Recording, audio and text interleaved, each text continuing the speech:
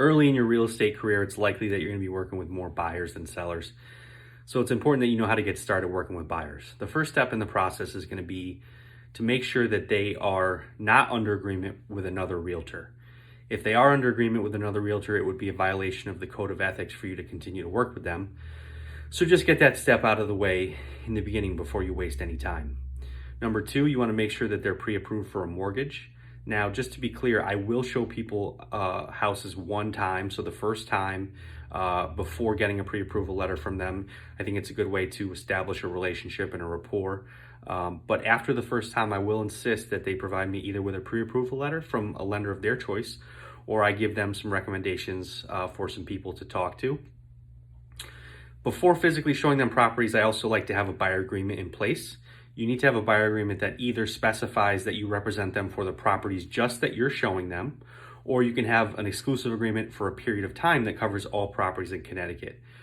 I prefer to have an exclusive agreement because that means that I know that if they buy anything during that time frame, that they're going to be using me as their realtor. Now, as far as showings, you should get them set up with a auto search in the MLS so that they get email properties that match their criteria, and they can indicate favorites. They can email you, contact you, however they prefer to request showings. Now, make sure you set up showings on their behalf promptly.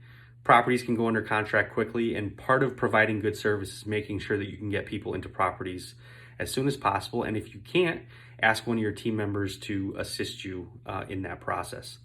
When I'm doing the showings, I like to print off the MLS sheet and bring it with me for each property. So that way I have a quick reference if they have questions during the showings.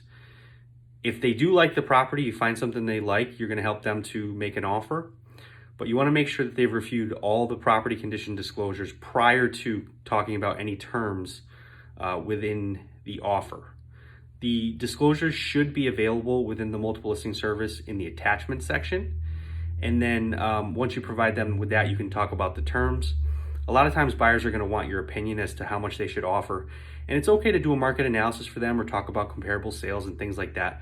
But always remember that it's ultimately their decision. It's their money. It's their house. They have to make a final decision on what they want to offer. And regardless if you think their offer is too high or too low, you should never put too much pressure on somebody to put an offer in based on what you think and what your opinions are.